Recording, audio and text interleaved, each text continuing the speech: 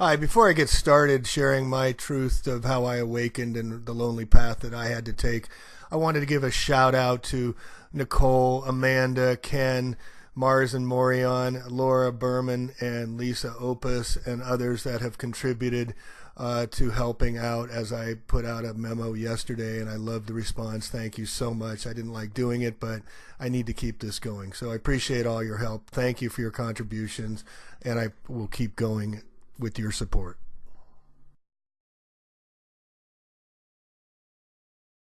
Colonel Jessup, did you order the code red? You don't have to answer that question. I'll answer the question. You want answers? I think I'm entitled. You want answers? I want the truth! You can't handle the truth! Hey folks, and welcome to another video from A Plain Truth.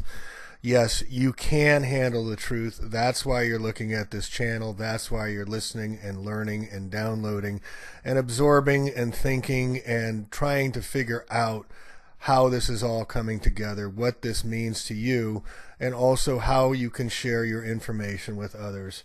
Unfortunately, folks, it's a very, very lonely journey, the journey of the wounded healer, the journey of the pioneer, the journey of the person who thinks for themselves and decides and discerns and judges what is truth to them, what life has meaning to them, and that's why we're all seekers, and we're seeking the truth, knowing that we've been lied to for quite some time. And I want to share my personal journey, and in the notes, please, I want you to share your personal journey, because I am finding that the Awakening Truth movement, there's so many more, a lot of youth, a lot of people and kids in their 20s and their 30s, teenagers, they're downloading this information so much faster than I have. It took me years and years of reading, of researching, of understanding after working in Wall Street for 20 years, learning what I didn't know, learning what I didn't understand, learning what was behind the curtains, and I wanted to find truth. And now I've been a truth seeker for a long time, so I wanted to share my story. So it started, excuse me, for me, probably about 2004. Someone gave me a video, or I looked at a video called Loose Change.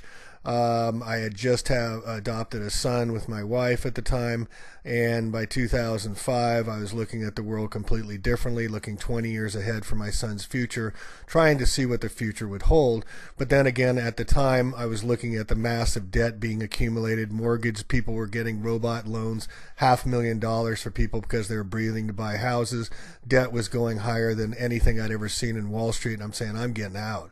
So I made a decision in 2006 to basically sell everything, sell the toys, get out of the massive debt I was under, quit Wall Street, and basically move to a farm, a 100-year-old farm. And at the time, the wife went along with me, and we moved up to the country to grow or learn how to grow our own food. Well, I grew up in the suburbs. I didn't know anything about growing food. I was in my 50s, and I had to try and learn. So I got out there on my hands and knees. I learned the biodynamic and organic farming, double digging, and I took this land and I said the ancestors, the people, the generations that lived on this land before me, they knew how to live off the land and survive, and I'm going to learn as well. So I spent years and years learning about how to grow healthy food, how to learn how to take care of nature, how to become good stewards and become a conservation, but also getting down on my knees, getting down in the dirt, putting my head below my heart. But it wasn't an easy journey to wake up to. When I first started learning about the 9/11 with Loose Change and then Press for Truth, and then oil prices started going up, remember $147 a barrel back in 2006 and 7. Part of it caused the economic collapse of the time, of down 43% of the stock markets at the time. I was already in the process of liquidating, selling all the real estate and moving up to the country, getting out of debt, and hopefully leaving my son something that he could have to work with no matter what happened to the world economies. And I wanted to get away because I didn't understand the world as I saw it anymore, because nothing truly made sense why people weren't waking up as I was waking up. So I had a van, so what I did is I plastered my van, this is back in 2006 before I moved, with bumper stickers. and I started handing out flyers with information on them. Then in 2007, I started sending emails to all my friends and family. I remember my first email I sent out. I spent a lot of time with my research. Now I was a research analyst for 25 years in Wall Street. I studied the nuts and bolts of things, and I was pretty good at it. But when I got into this whole deep state, as they're calling it now, or the dark side, or the whole Jesuit and Vatican, and who's really behind the show here, the 13 satanic families, I had to share it with everybody. I was like a born-again Christian needing to share my newfound love for what I had discovered in the knowledge, and I was going to save everybody because I had this inside information, and I'm going to rally everybody together. So when I got this information, I found some like-minded souls who were awakening, and there was a peace movement. And so I joined the peace movement, and I got involved. And on September 21st in 2006, we put on a peace event at the Marin Civic Center out here in Marin County. I rented it out, brought in bands, brought in James O'Day at the Noetic Science Institute, who was former director of the International Human Rights. And I've got about 3,000, 4,000 people along with my friends to put on the show and show up and have a peace rally on September 21st, the International Day of Peace. And I remember after all this effort, after months of planning, after the day came and went, I felt an emptiness. I felt a hollowness. And when I realized nothing was changed, it was just a party for most people. They had a good time. They felt love. They felt togetherness, that they weren't alone in sharing their wish for peace. In fact, there were people there who were trying to form the Department of Peace. This was down in 2006. I had also gone to democracy schools and learned from the Community for Environmental Legal Defense Fund, CELDEF, that we could write our own laws. We could make the power ourselves. So when I moved up to Mendocino County in 2007 with my wife and my new son, I went to work in growing organic gardens at the schools where my son was going to be going to school, and started to get active in the community and the local grange and whatnot. And I tried to get people to start waking up to being the change of what we could be. Well, people were resistant. They had it their way. Who are you to come into our town and tell us what to do? There was a lot of resistance, but I tried to give to the community.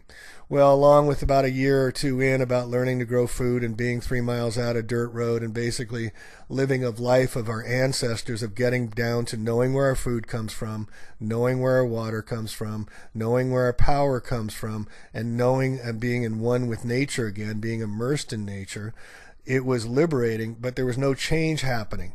So there was Measure S that came through Mendocino County, and this was part of the democracy school to take back local power by writing your own local legislation stating, first time in the country any legislation like this was passed at a local level, stating the Community Bill of Rights has power over state, federal, and international law. We banned fracking. We also gave rights to nature. First time a county had done this, along with the other ordinances we passed, to give rights of nature standing. So now nature had standing in court. We're down to less than 2% of our ancient redwoods. With this law, we could protect the redwood trees. With this law, we could protect the Navarro River, where the trout and the salmon don't come up anymore, that have been coming up that river for hundreds of thousands, if not millions of years. And in 1985, 86, it just stopped. We could protect it with this new law. So this was November 2014. I was very excited, very positive.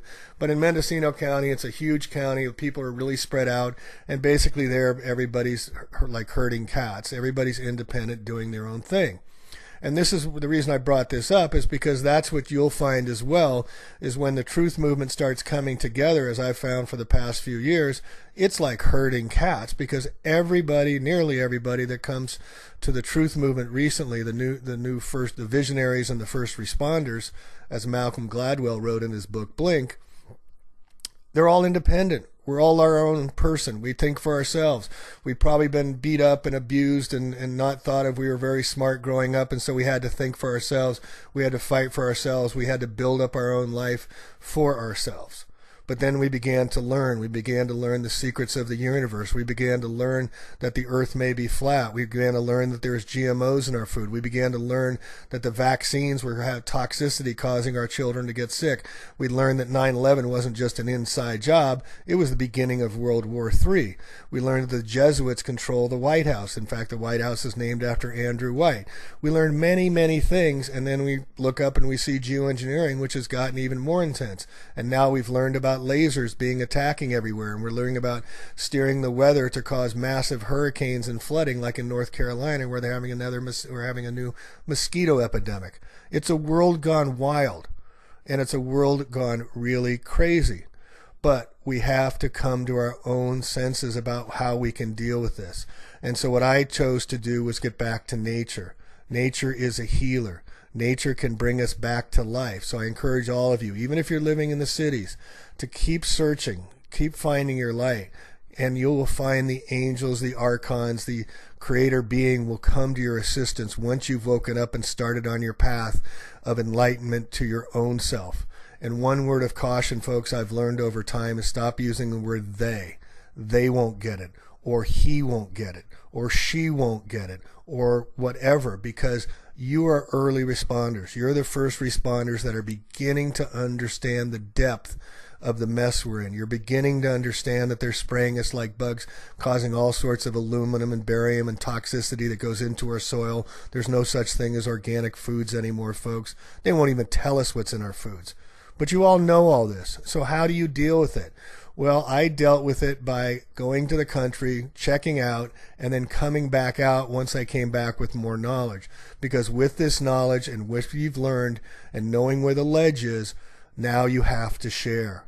Now, this is the hard work. This is the action item out of spiritual development. The action item is having to put yourself out there and become a tool for the betterment and the greater good of all. A tool to share the dark news with others, and you being the light. And by you shining your light much brighter, and the angels and the archons and the creators will be helping you, others will be able to see their path better, because we need numbers. We need to educate, we need to alert, and we need to inform.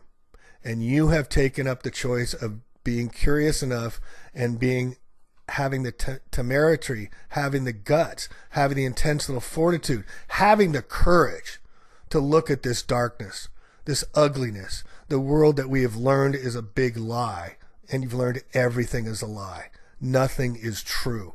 And how do you deal with that in a very insecure, airy place where there's no grounding anymore? We don't know what's going to happen next, because these powers that have been in control for not hundreds but thousands of years have taken control of the world. And they want to set the world on fire as part of their MO. Well, what can we do about it? But we can shine our light into the darkness. We can be the watchers. We can step up and be the David against the Goliath and say, not on my watch, sir. Not on my watch, ma'am, are you going to deceive my children, or vaccinate my children, or pollute the world like you're doing, or kill the sentient beings all around the world for your old domination prospects of Agenda 21, Agenda 30, Agenda 2045, transhumanism, doing all our emails. It has to stop. And the term in Spanish is ya basta. It stops with me. And so that's what I decided. I decided that my life wasn't as important as the life of all beings and all future beings. The Iroquois Indians in the United States, who lived on these lands for tens of thousands of years without harming anyone except for what they needed to live, they lived their life for 7 generations in the future. It's called sacrificing to the sacred. And that's what I've chosen to do with my life, even though it's cost me a ton of friends. It's cost me my family. I was kicked out of the Thanksgiving dinner table a couple years ago because we were supposed to have crab, but crab was no longer in California because it got too toxic. So I made a toast to the crabs that couldn't be here today because they died. And people asked me to leave the table because Thanksgiving is a time of celebration and joy, and we're family coming together, and we should be enjoying each other's company and not bringing up doom and gloom subjects, Jamie. Well, when are you supposed to bring them up? How often do you get to see your families? How often do you get the chance to talk about these subjects with others who don't want to hear it, who don't want their bread and circuses lives destroyed, who don't want to hear the negative news because they don't want to be down, who are just trying to make it through the day because they can't even make a living trying to survive in this crazy, trumped-up world of trillions of dollars of massive debt on top of the abomination of all the bombing going on before we got bushwhacked. It's all theater, folks, and you're waking up to being inside the theater, and then they pull back the curtain, as Frank Zappa said, and they show you the brick wall. Well, it's full disclosure now. If people can't see the geoengineering going on, I'm sorry, but we need to let them go. We need to reach out to those on the fringe. We need to reach out to those who are just starting to learn. We need to reach out and suggest and try and offerings. So what suggestion I make to you all is, if this is any benefit to you to get out of the loneliness and help you awake, is make it an offering to people. Don't tell them this is the truth. Don't tell them the earth is flat. Don't tell them they need to not vaccinate their children. Just offer them information. Here's a website. Here's a book. Here's some articles I just read. Maybe you will find some information useful to yourself. And here's why I'm saying this, is because you're the seeds, folks. You're the seeds of everything that's going to grow from here. This is the winter of compost. In the cycle of life, this is the winter time. And we are in destruction. We are in Shiva. We're in the Pluto, blowing things up so the new creations can come. And we're the seeds of this new creation.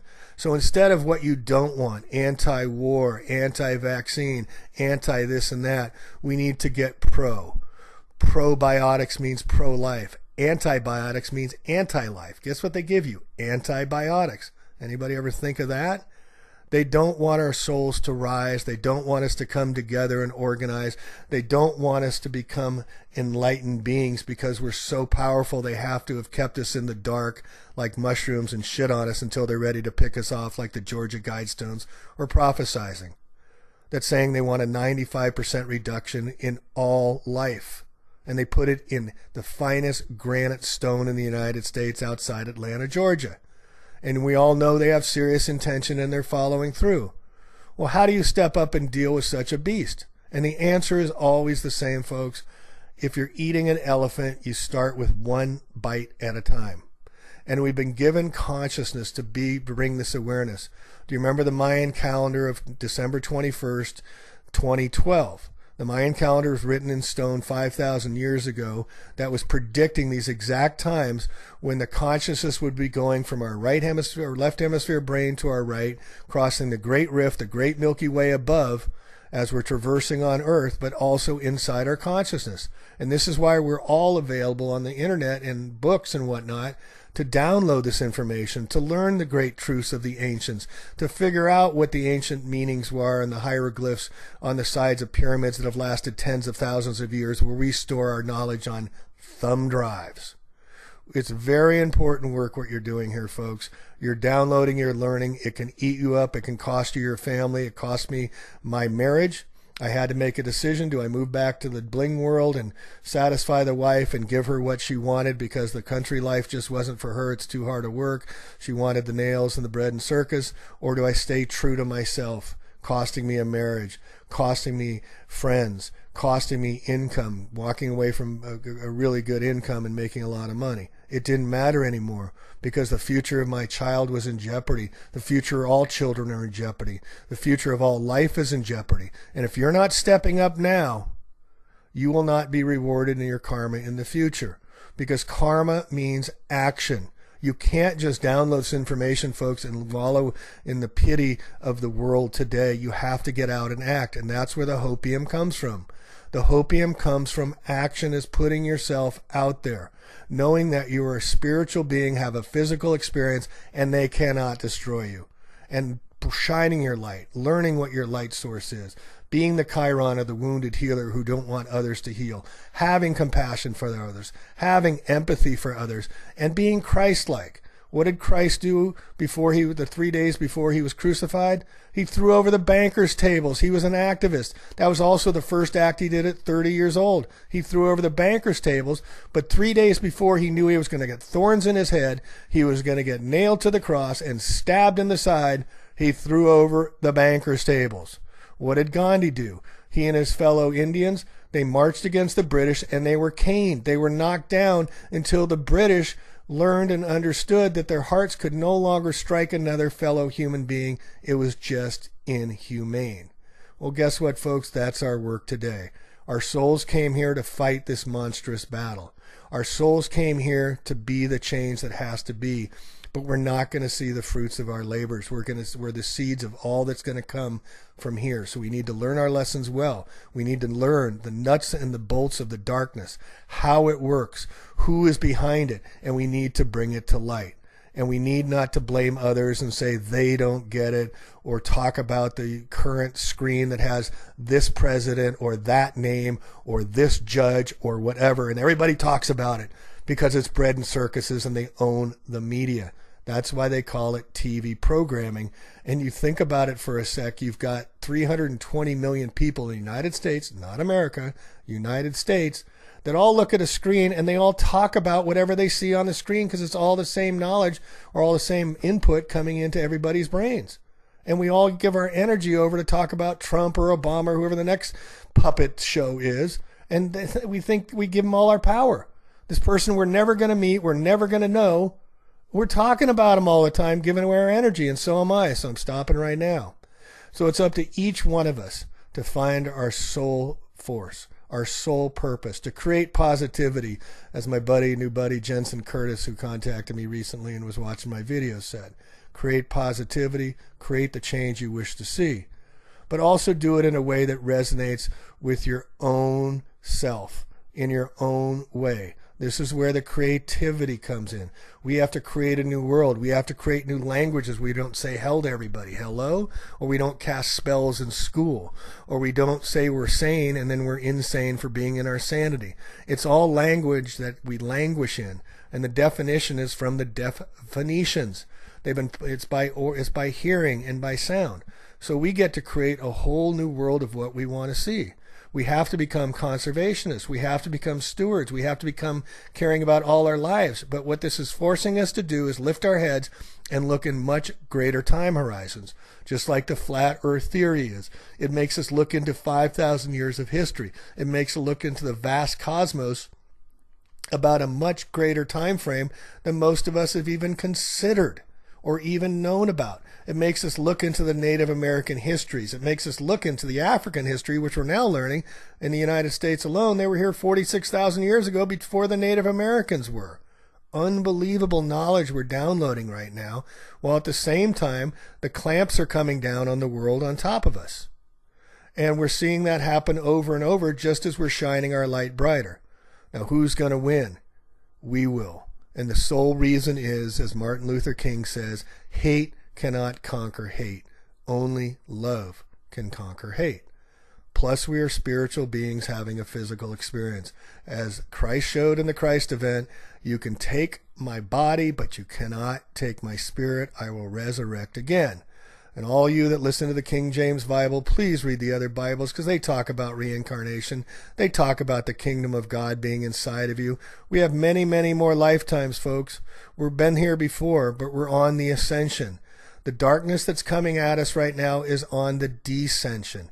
They're falling from grace from the enlightened of the golden age and the iron age and the bronze age, but they have the technology and the knowledge and the evil to do it. So on their way down, they're creating hell on earth. They're terraforming earth for their own likeness and for their own reasons and for their own existence, not caring about us because we're on the way up. But we're the light beings. We're on the ascension to the Aquarian age. The Aquarian age means of the mind, but it's Saturnian. It's very, very tough lessons learned. It's going to get harder, folks. I wish I could say it's going to get all better because we want it to, but here's what I want to leave you with. When you speak out, when you speak your truth, when you act with right action, you need to not pay attention so much to the echo. Did they get it? Did they hear me? Are they understanding? But pay attention to your message. Did I speak in the right truth? Did I speak in the right way? Did I get the right message out? So the control is always in your power, and they will hear it when they're ready, but you are planting seeds. So fellow seed planters, I honor the truth movement. I honor all of you with respect and love. Please share your stories about your awakening too. It is lonely, but know you're not alone. You're with us all in peace and love. Plain Truth out.